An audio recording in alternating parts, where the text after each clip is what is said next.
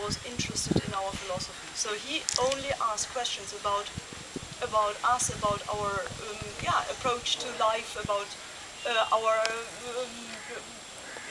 the whole background, the philosophy, you know, the vision and everything. So first of all, it didn't seem that he wanted to really know what kind of buildings we wanted, you know, but he wanted to really get to know us. And I think that made a huge, huge difference.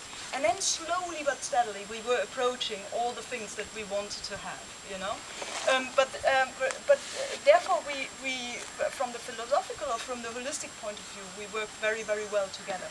So now I give you a small overview on what Cantari is all about.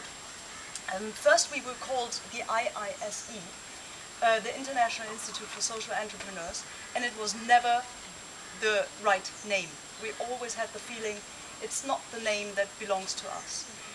Why did we choose this name? Because we didn't have another word for what we were looking for. We didn't have another word for the person, the change maker that we were looking for. So we were basically looking for a center, or wanted to have a center, a training center for social change agents, for people who come up with big social visions, big social dreams, and who want to create a mindset change, who have the guts to challenge the status quo and come up with innovative solutions. So the closest word that would somehow describe this term or this kind of leader was a social entrepreneur. But we were never happy with this, because it was always mistaken for a business school with a social touch. And that's exactly what we are not. Yeah? Now, the difference between a social entrepreneur and the social change maker is probably, the social change maker has to have all the abilities or all the capacities that a social entrepreneur has to have, but even much, much more.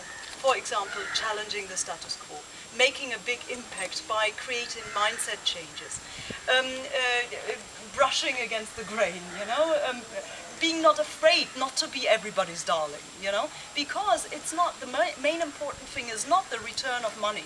The main important thing is ethical social change. Now, what kind of symbol can this be, or what could the name be, you know, of such a person? Such, for example, a Gandhi, yeah, a person who wants to turn things around, who wants to create movements, who wants to create campaigns, who wants to make mindset changes in this world. So we were really looking for a new symbol, and actually we were finally understanding there is no symbol yet, there is no word yet, so why not creating one? And then one day, while we were searching, I was eating my lunch here in the canteen, and I was biting on something, and I was jumping up, you know, and it was fire everywhere, you know, and I thought, what is this, you know? And my colleagues, they really started to laugh, and they say, that's a Cantari. And then I asked, what is a Cantari? And a Cantari, they said, is a plant that grows wild in every backyard in Kerala. It's a very, very small but highly spicy chili. But it's not just a chili, you know, it doesn't have just spice.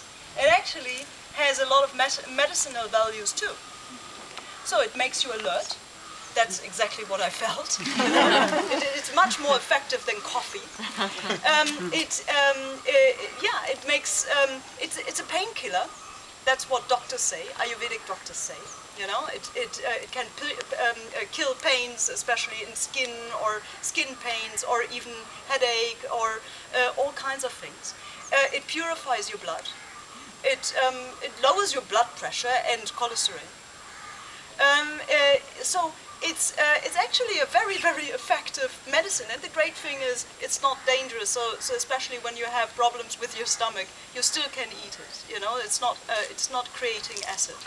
Extra acid. So it's a very, very healthy, little, and very effective plant. And I thought this is exactly the symbol of what we need. Now, the second meaning of this is in Kerala, they call women especially women who have their own thoughts and their